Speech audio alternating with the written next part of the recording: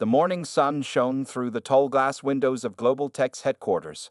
Marcus Reynolds stepped out of his luxury car, straightening his expensive suit. Today marked 20 years since he started the company in a small garage. Now, at 45, he owned one of the biggest tech companies in the world. "Good morning, Mr. Reynolds," said the security guard with a respectful nod. Marcus smiled and walked into the building he had built from nothing.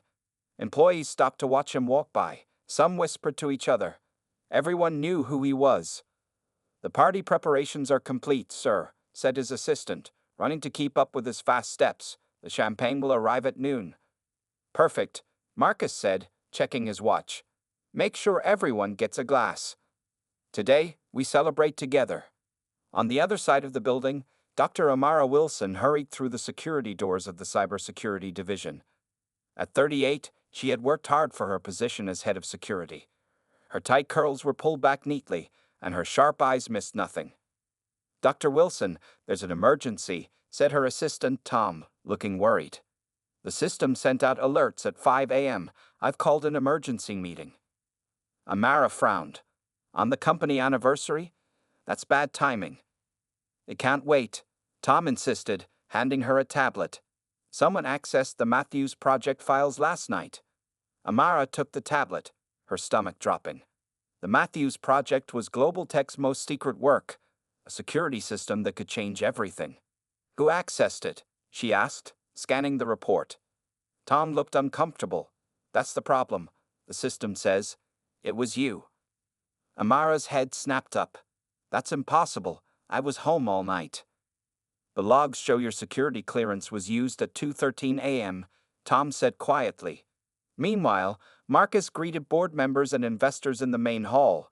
Waiters carried trays of food and drinks. Music played softly in the background. "To 20 more years," shouted someone, raising a glass. Marcus smiled and raised his own glass. His phone buzzed in his pocket. Probably more congratulations, he thought. But when he checked it, he saw an anonymous message. "Check financial report B7. Someone is stealing millions. Look closely if you signed off on the transfers." Marcus frowned. Report B7 was confidential. Only his inner circle had access. He slipped away from the party and hurried to his office. At the same time, Amara called an emergency meeting with her team. 6 serious faces looked back at her across the conference table. "I did not access those files," she said firmly. "Someone used my credentials." "But the system is designed to prevent that," said Michael, one of her team members. "You created it yourself." "Every system can be broken," Amara replied. "We need to find out who did this and why." As she spoke, her computer pinged with an email. The subject line made her freeze. "Security breach investigation. Dr. Amara Wilson." In his office, Marcus found report B7. His hands shook as he read it. The report showed money flowing to offshore accounts for months, millions of dollars. And each transfer was approved with his electronic signature. "This is impossible," he whispered. His office door opened. His CFO, Elizabeth Chen, stood there with his VP of Operations, Richard Hargrove. "Marcus, is everything all right?" Elizabeth asked, her face concerned. "You left the party suddenly." Marcus looked at them, unsure who to trust. These were his closest advisors for years. "Just checking something," he said carefully. "I'll be right back." As he walked past them, he didn't see the quick look they exchanged behind his back. Neither Marcus nor Amara knew it yet, but their lives were about to collide, and nothing would ever be the same again. 3 days after the anniversary party, Marcus Reynolds sat in his home office, staring at the TV in shock. His face was on every news channel.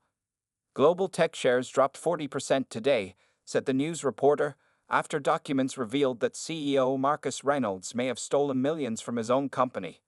Marcus grabbed his phone. 30 missed calls. His lawyer, his friends, board members. Everyone wanted answers. He tried calling Elizabeth, his CFO, but she didn't pick up. "This is crazy," he muttered. The evidence had appeared overnight. Fake bank accounts with his name, emails he never wrote, and money trails leading to him. Someone had planned this very carefully. His phone rang. It was Richard Hargrove, his VP of Operations. "Marcus, the board is meeting in an hour," Richard said, his voice cold. They want you there. Richard, someone set me up, Marcus said. You know I would never. Just be there, Richard interrupted, then hung up. Across town, Amara Wilson faced her own nightmare. She sat in a large meeting room, facing the angry security board. The evidence is clear, said Mr. Jenkins, the oldest board member. You sold company secrets to our competitors. That's a lie, Amara said firmly. I've dedicated my life to this company. Why would I do that? Mrs. Paddle, another board member, pushed a folder toward her. Your signature is on these documents. Your computer accessed the files. The money went to your account. Someone framed me, Amara insisted. She looked around the room, searching for a friendly face. There were none. Even Tom, her assistant, avoided her eyes. We've already called the police, Mr. Jenkins said coldly. Please empty your desk and leave your security badge. Amara felt sick. Years of hard work, gone in minutes. When Marcus arrived at Global Tech, security guards met him at the entrance. People stared as they walked him to the boardroom. Inside, the board members sat silently. Marcus, said the board chairman, we've reviewed the evidence. The company's money was stolen using your authorization codes. I was set up, Marcus shouted, slamming his hand on the table. We've frozen your accounts, continued the chairman, and we're asking you to step down as CEO while the investigation continues.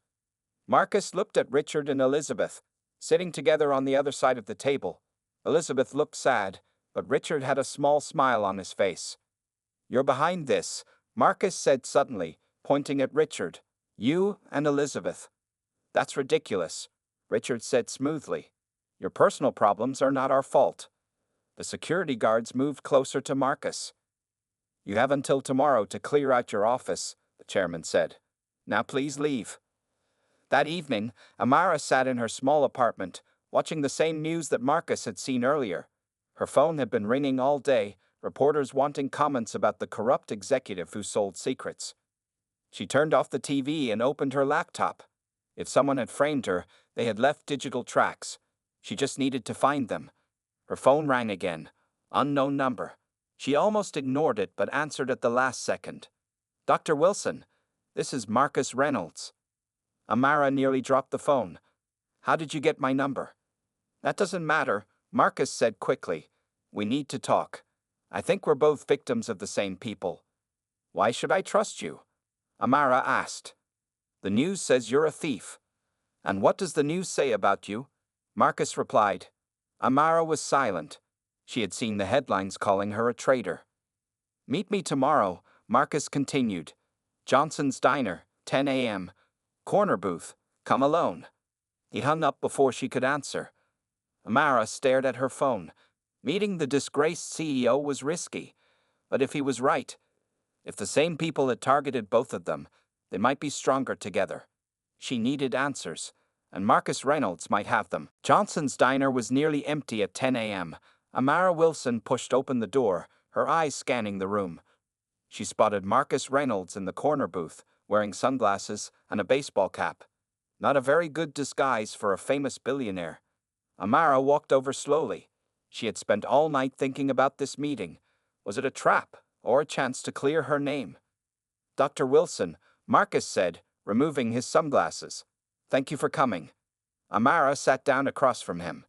I'm not here to make friends, Mr. Reynolds. I want answers. A waitress came over. They both ordered coffee. When she left, Marcus leaned forward. Someone planned our downfall very carefully, he said quietly. The question is who and why. Your VP Richard seemed happy to see you go, Amara said. Marcus nodded.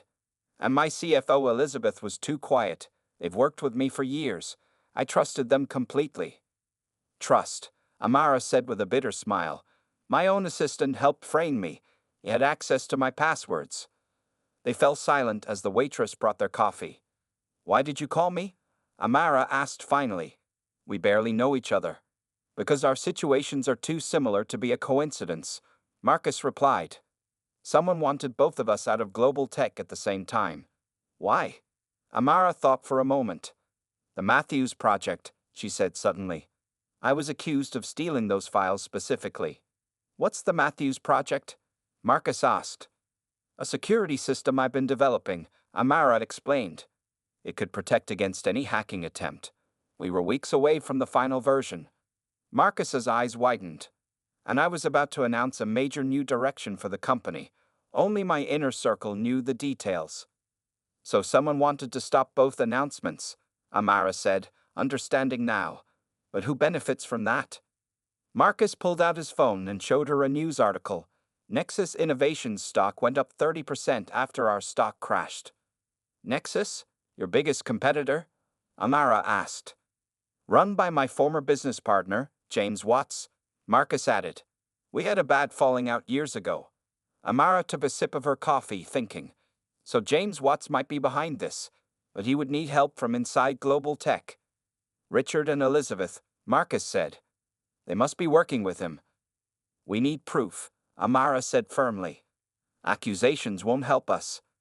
Marcus looked at her with new respect. Despite everything, Dr. Wilson remained focused and practical. I have resources, he said. Money, connections. But I can't access Global Tech systems anymore. And I know those systems better than anyone, Amara said slowly. I could find digital evidence if I had secure equipment. For the first time in days, Marcus felt hope. I have a warehouse outside the city. We could set up there. Amara hesitated. Working with Marcus Reynolds was risky. He came from money and privilege, while she had fought for everything she had. They were very different people, but right now they had the same enemy. Partners then? Marcus asked, extending his hand. Temporary allies, Amara corrected, but she shook his hand. As they left the diner separately, neither noticed the man in the car across the street, taking photos of them both. Back at Global Tech, Richard Hargrove looked at those same photos on his phone, his face darkened with anger. They've met, he told Elizabeth Chen. Reynolds and Wilson are working together. Elizabeth looked worried. That's not good, if they combine their skills. Call James, Richard interrupted. Tell them we have a problem. Elizabeth nodded and reached for her phone. The plan had worked perfectly so far. Marcus and Amara were disgraced and removed from the company. Now Richard was acting CEO, and the Matthews project was being quietly shelved. But if Marcus and Amara joined forces, everything could fall apart. They had to be stopped, permanently. The warehouse looked ordinary from outside, but inside, Marcus had created a high-tech command center. Large screens covered one wall, and new computers sat on desks. Not bad for 2 days' work, Amara said, looking around. Money still opens doors, Marcus replied, even if my reputation is ruined. Amara sat at the main computer. Her fingers moved quickly over the keyboard. I need to find out how they used my security clearance. No system is perfect. Marcus watched her work. He had never paid much attention to the security team before. Now he saw what he had missed, Amara's brilliant mind at work. What can I do? He asked. Follow the money, Amara suggested. Find out who benefits from our downfall. Marcus nodded and moved to another desk. He started calling old contacts, speaking quietly. Hours passed. The sun went down. They ordered pizza and kept working. I found something, Amara said finally. Look at this. Marcus came over to her screen. She pointed to lines of code. This is a backdoor into the security system, she explained. Someone installed it 3 months ago. Can you tell who? Marcus asked. The user code belongs to... Amara's voice trailed off. Tom, my assistant. Marcus put a hand on her shoulder. He knew how betrayal felt. Keep going. We're making progress. As Amara dug deeper into the system, Marcus's phone rang. Unknown caller, he said, showing Amara the screen. Put it on speaker, she whispered. Marcus answered. Hello. Mr. Reynolds. The voice was deep, familiar. It's James Watts. Marcus and Amara exchanged a surprised look. James, Marcus said carefully, this is unexpected. I heard about your situation, James said. Terrible business. Is it? Your company's stock is doing well. James laughed. Always direct, Marcus. That's why we made good partners once. What do you want, James? To help you, James said smoothly. I know you're innocent. I can prove it. How would you know that? Marcus asked, his eyes locked with Amara's. Meet me tomorrow. The Riverside Hotel, noon. Come alone, and I'll explain everything. The call ended. Marcus put down the phone. It's a trap, Amara said immediately. Marcus nodded. Obviously, but it confirms he's involved. You can't go, Amara insisted. Actually, Marcus said, a plan forming in his mind. I think I should. That's crazy, Amara argued. They could hurt you. Not in a public place, Marcus said. And we need information. Amara wasn't convinced, but she returned to her computer. While you were on the phone, I found something else. Emails between Richard and Elizabeth. She showed him the screen. The emails discussed the removal of both Marcus and Amara and mentioned a partner at Nexus. This is the proof we need, Marcus said excitedly. Not quite, Amara corrected. We need to know their full plan, why they needed us both gone. As they talked, a security alert flashed on Amara's screen. Someone's trying to track your phone, she said, typing rapidly. They know we're meeting. Marcus quickly turned off his phone. We need to move. They could find this place. Where can we go? Amara asked. I have a house by the lake. No one knows about it. Marcus began gathering equipment. We'll go there tonight. As they packed, Marcus watched Amara.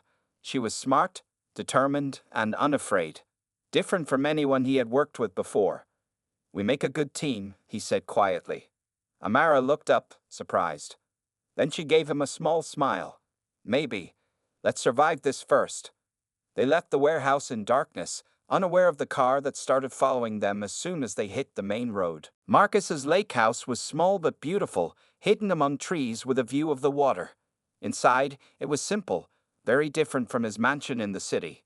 You actually cook? Amara asked, surprised to see the well-used kitchen. This is where I come to be normal, Marcus explained, setting up their computers. No staff, no meetings. Just me. Amara looked around at the fishing gear and old books. She was seeing a different side of the famous CEO. We need a plan for tomorrow, she said, getting back to business. Meeting James Watts is dangerous. I'll wear a hidden camera, Marcus said. And you can monitor everything from here. Amara nodded slowly. I'll create a secure connection. If anything seems wrong, you leave immediately. They worked late into the night. Around midnight, Amara stepped outside for fresh air. The lake was peaceful under the moonlight. Such a contrast to the chaos of their lives. Marcus joined her, offering a cup of coffee. Thanks, she said. For all this, the equipment, the safe place. You're doing the hard part, Marcus replied. I never realized how brilliant our security team was. Amara gave him a look. Because you never visited our department. Not once in 5 years. Marcus looked embarrassed. I was focused on the big picture. I missed a lot of details. Like how Richard and Elizabeth were stealing from you, Amara said, then regretted her harsh tone. Sorry, that wasn't fair. No, you're right, Marcus said quietly. I trusted the wrong people and ignored the right ones. They stood in silence, watching the water. How did you get into cybersecurity? Marcus asked finally. My brother was hacked when I was in college, Amara explained. He lost everything. I promised myself I would learn how to stop that from happening to others. Marcus nodded. My father worked in a factory all his life. When technology made his job disappear, he had nothing. That's why I wanted to create technology that helps people, not replaces them. Is that what the big announcement was going to be? Amara asked. Before all this happened? Yes, Marcus said, a new direction for global tech, ethical technology that creates jobs instead of eliminating them. Which would hurt companies like Nexus, Amara realized. They're all about replacing workers with machines. Exactly, Marcus said. James Watts always said I was too soft. He wanted profit above all else. A twig snapped in the darkness. They both turned quickly. Inside, Marcus whispered, pulling Amara toward the door. Once inside, they turned off the lights. Marcus took a gun from a drawer. You have a gun? Amara whispered, surprised. I have enemies, Marcus replied. Now more than ever. They waited in silence. Minutes passed. Then headlights appeared on the road, moving away from the house. Security patrol, Marcus explained, relaxing. They drive by every hour. Amara let out a breath. We're jumpy. For good reason, Marcus said, putting the gun away. We should get some sleep. Tomorrow will be challenging. He showed her to the guest room. Before leaving, he paused at the door. Amara, he said, using her first name for the first time. Thank you for believing in me when no one else did. Amara was surprised by his sincerity. We're in this together now. After Marcus left, Amara sat on the bed, thinking. A week ago, she would never have imagined working with Marcus Reynolds. She had seen him as just another privileged CEO. Now she was seeing the real person, someone who cared about more than money. She checked her phone one last time. A message from an unknown number appeared. Dr. Wilson, not everyone at Global Tech believes the lies. Some of us want to help. Jay. Amara stared at the message. Who was Jay? A potential ally inside the company, or another trap? She would show Marcus in the morning. For now, they needed rest. Tomorrow, they would face James Watts, and maybe get one step closer to the truth. The Riverside Hotel lobby was crowded with business people and tourists. Marcus sat at a small table, checking his watch. He wore a simple suit with a tiny camera hidden in his tie, chosen by Amara. Testing, testing. Amara's voice came through the small earpiece he wore. I can see and hear everything. Good, Marcus whispered. James should be here any minute. From her position at the lake house, Amara watched the video feed on her laptop. She could see everyone who approached Marcus. Remember, she said, don't drink anything he offers, and if he wants to go somewhere private. I refuse, Marcus finished. I know the plan. Just then, James Watts walked into the lobby. He was tall and confident, with an expensive watch that caught the light. He spotted Marcus and smiled. Marcus, old friend, James said, sitting down across from him. You look terrible. Being betrayed does that to a person, Marcus replied calmly. James ordered coffee for both of them. I hear you've been spending time with Dr. Wilson. Interesting choice of company. Marcus felt a chill. They knew about him and Amara. What do you want, James? He asked directly. James leaned forward. I want to make a deal. Stop investigating. Leave the country for a while. When you come back, you'll find a very generous account waiting for you. And if I refuse? James smiled. Then things get unpleasant. For you and Dr. Wilson. At the lake house, Amara typed furiously, recording everything. He's threatening us, she muttered.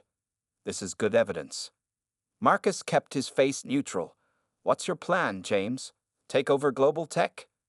Global Tech is just the beginning, James said.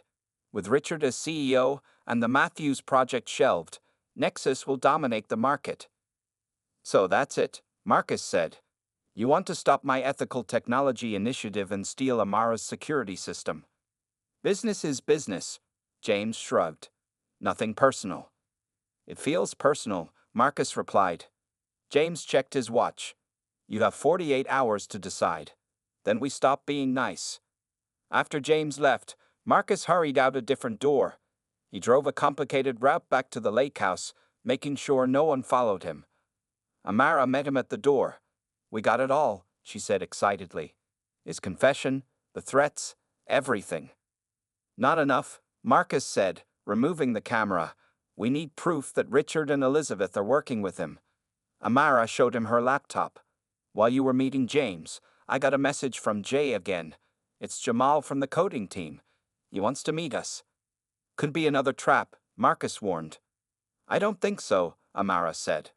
Jamal was always honest, and he has access to the executive's emails.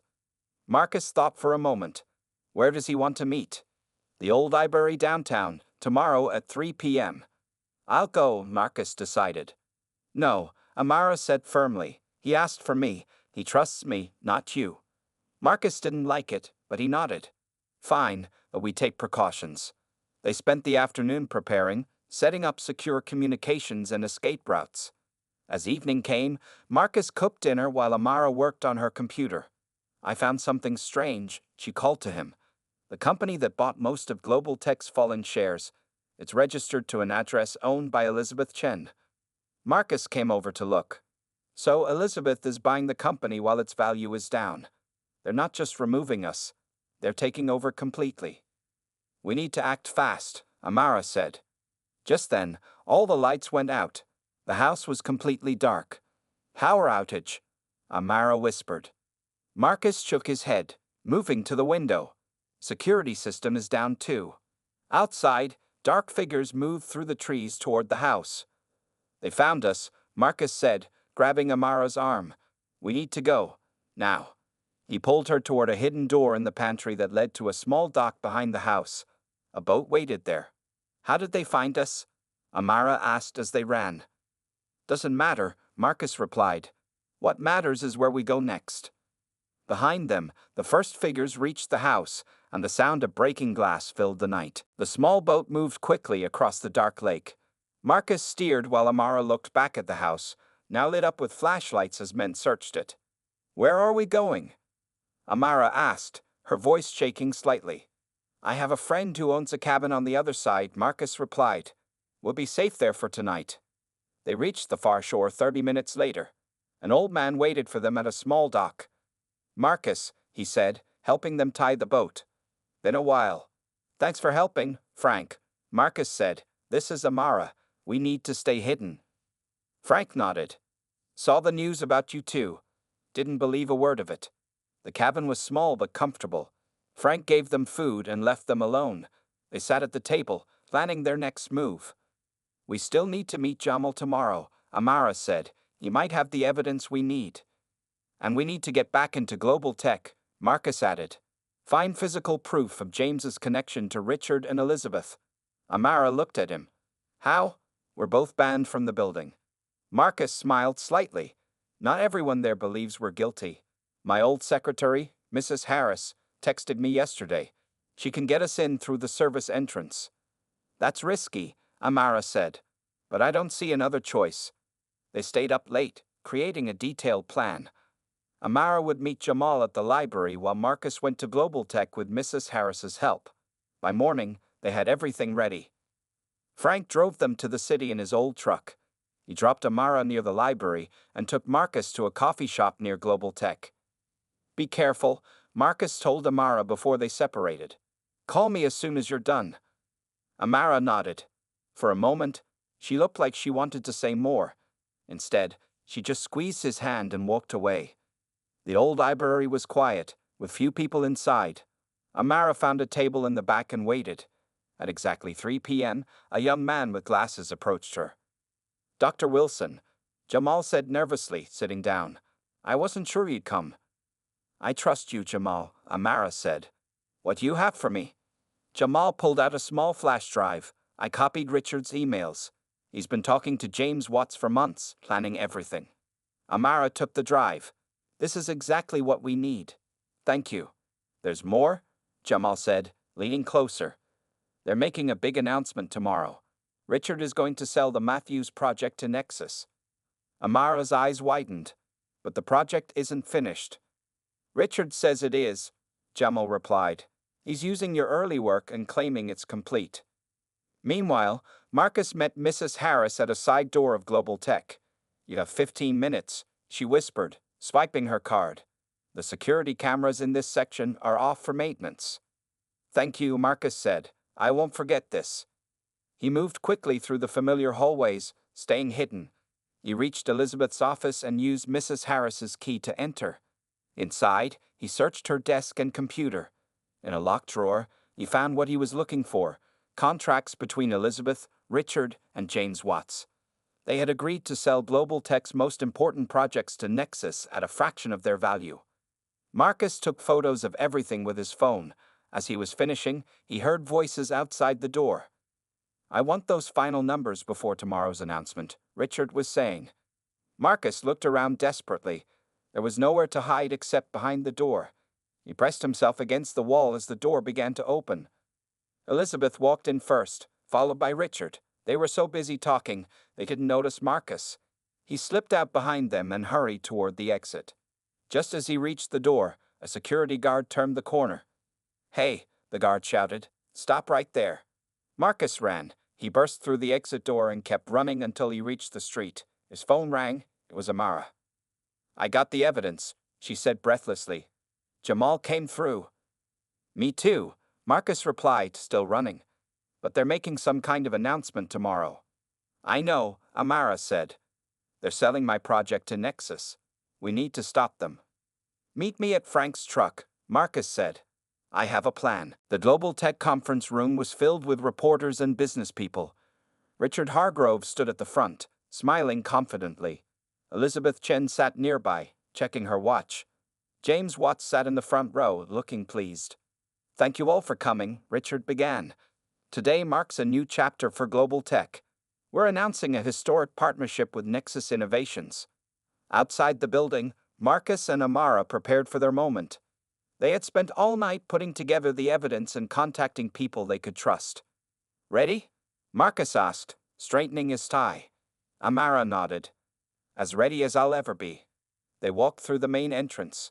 Security guards moved to stop them, but Detective Rodriguez stepped forward, showing his badge. "These two are with me," he said firmly. The guards stepped back, confused. In the conference room, Richard was explaining the deal. The Matthews project will now be developed jointly with Nexus under the leadership of James Watts. Suddenly, the door opened. Everyone turned to see Marcus and Amara walking in, followed by Detective Rodriguez and two other police officers. "This meeting is over," Marcus announced loudly. Richard's face went pale. "Security," he shouted. "I wouldn't do that," Detective Rodriguez said, holding up his badge. "Richard Hargrove, Elizabeth Chen, you're both under investigation for fraud and corporate espionage." The room erupted in chaos. Reporters started taking photos and asking questions. James Watts stood up, trying to leave quietly. Amara blocked his path. "Going somewhere, Mr. Watts?" she asked. "I think the police want to talk to you too." Marcus took the microphone. "For those who don't know me, I'm Marcus Reynolds, the rightful CEO of Global Tech. These people have been stealing from this company and lying to all of you." He connected his phone to the presentation screen. The contracts and emails appeared for everyone to see. "Here's proof that Richard, Elizabeth, and James Watts plan to take over Global Tech by removing me and Dr. Wilson," Marcus explained. "They created fake evidence against us and planned to sell our most valuable projects at a fraction of their worth." Amara stepped forward. "The Matthews project is my work, and it was never completed. Richard was planning to sell an unfinished product, which would have failed and destroyed Global Tech's reputation." Richard tried to speak, but the evidence was too strong. Police officers moved toward him and Elizabeth. James Watts made a final attempt to escape through a side door, but more officers were waiting there. They led all three away in handcuffs as reporters took photos. After the police left with the criminals, the board chairman approached Marcus and Amara. "Mr. Reynolds, Dr. Wilson," he said, looking embarrassed. "On behalf of the board, I offer our sincere apologies. We were fooled by very convincing evidence." "What happens now?" a reporter asked. Marcus looked at Amara, then back at the crowd. "Now we rebuild, together." 2 months later, Global Tech had changed completely. Marcus sat in his office, reviewing new security protocols designed by Amara, who was now Chief Technology Officer. "These look excellent," he said when Amara came in. "The company is more secure than ever." "And your new ethical technology initiative is getting attention worldwide," Amara added, sitting down across from him. "We make a good team," Marcus said with a smile. "Who would have thought that being betrayed would lead to something better?" Amara laughed. "I certainly didn't expect to end up here when I met you at that diner." Marcus looked at her with respect and admiration. "I've been thinking, would you consider becoming my business partner? Co-CEO of Global Tech?" Amara looked surprised. "Are you serious?" "Completely," Marcus replied. "This company needs your vision as much as mine." Amara smiled slowly. "Partners, then," she said, extending her hand just as Marcus had done in the diner. "Partners," Marcus agreed, shaking her hand firmly. Outside the window, the Global Tech building shone in the sunlight. On its side, a new logo showed two hands joined together, symbol of their unlikely alliance that had overcome betrayal and changed everything.